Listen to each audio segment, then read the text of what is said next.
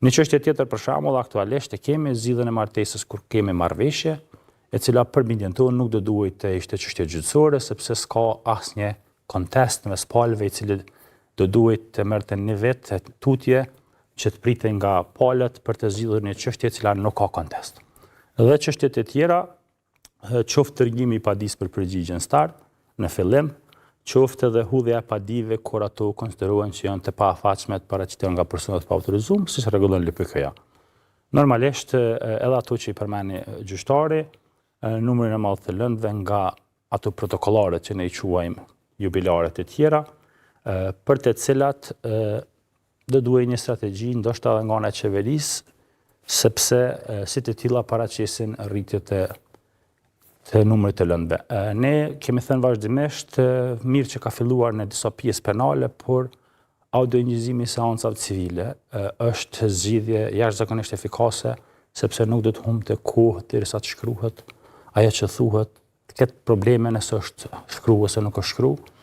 Dhe tek pjesa e shtyrjes së seancave normalisht ndikon edhe mos koordinimi i agjendave të gjyqtarëve me avokat, sepse caktohet seancë dhe avokati mund të ketë 1, 2, 3 seanca të tjera dhe nuk ka edhe arsye për të kërkuar shtyrjen e seancave paraprake. Dhe ka pamundësi objektive për të marrë pjesë. Sikur të ishte një agjendë, qoftë përmes sistemit SMEL, ku gjyqtari para se të caktoj seancën, ta shef terminin e avokatëve, normalisht që nuk do të kishte mundësi të shtonin seancat, sepse nuk do të ekzistonte arsyeja e ngarkesës me një çështje tjetër.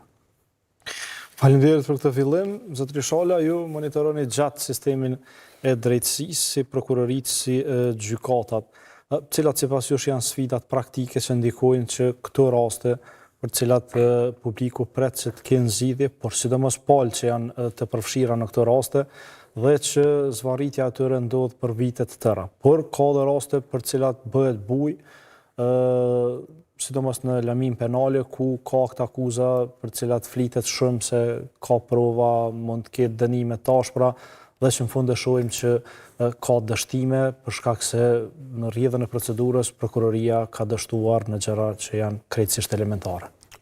Po tash nëse flasim për efikasitetin e procedurave, realisht ka dallime se si duhet të qasemi çështjeve civile dhe çështjeve penale dhe po ashtu çështjeve penale në raport me gjykatat dhe në pjesën e prokurorisë. Nëse flasim për civile, pajtona plotësisht me gjyqtarin me atë që përmendi, çështja kjo qasja që kanë ndjek institucionet, duke i detyruar qytetarët që për çdo drejtë të tyre të shkojnë dhe të kërkojnë në gjykat, e ka vërshuar gjyqësorin me numër të madh të lëndëve që në një farë forme i ka devalvuar përpjekjet të mëdha që i ka bërë gjyqësori.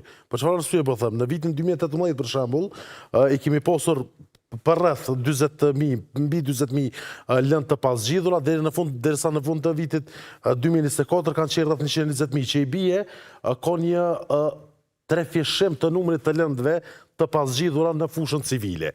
Mirë po nëse shohim tash tek lëndët e zgjidhura, i bën që gjyqtarët e kanë mbi 4 numrin e rasteve që ata i kanë zgjidhur. Mirë po përkundër faktit që e kanë mbi 4 numrin e lëndëve të zgjidhura, numri i lëndëve të pasgjidhura është 3 për shkak se numri i lëndëve të pranuara ka qenë ekstremisht i madh. Dhe tash qasje që kanë pos institucionet në raport me këto raste, nuk është e kufizuar vetëm me pagat jubilare, me çështjet e kontratave kolektive, për shkak se fatkeqësisht është mendësi institucioneve kjo mënyrë e veprimit. Njëjtë do thotë veprohet tek rastet e pensioneve të dyfeshta dhe fatkeqësisht do thotë tash gjyqësori rrezikohet me u rivërshu me lëndë të cilat derivojnë si rezultat i mosbatimit të aktgjykimit të gjykatës kushtetuese nga ana e kuvendit.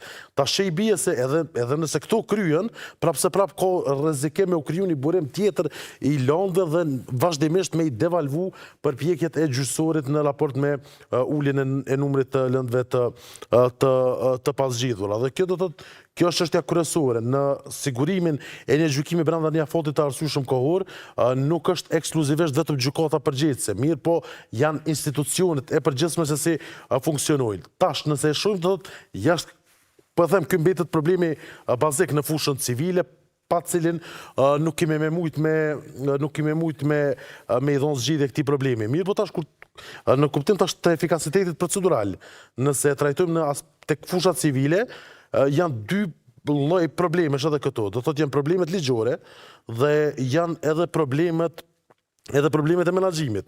Tash për shembull nëse flasim fillimisht tek problemet e menaxhimit, për shembull përmend tek çështja e seancës përgatitore. Tash në rast civil për shembull, nëse gjatë seancës përgatitore nuk krijohet nevoja për me marrë prova tjera, atë gjyqtarë mund të vazhdojnë aty për aty mund të vazhdojnë shërtim kryesor dhe jo thotë po e mbyllim sot seancën dhe po caktojmë një ditë tjetër, për shkak se nuk ka aty asgjë tjetër.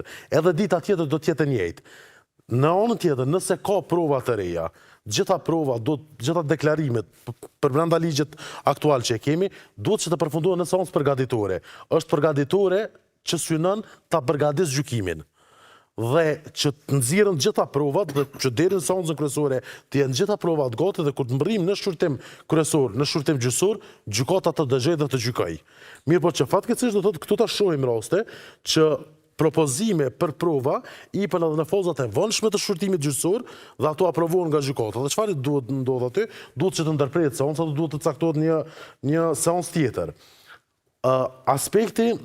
Një aspekt tjetër, do thotë, brenda ligjit, është sepse janë për shembull disa raste kur përkundër faktit që pa dia thazom është brenda afatit, në mungesë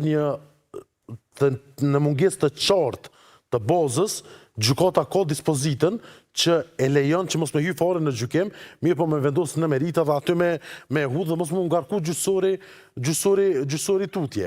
Mirë po, aspekti tjetër që është bërë si me përmend, është se nevojitet edhe një reformë ligjore. Nevojitet një reformë që për shembull të ngritet pragu i kontesteve që konsiderohen konteste me vlerë tolt.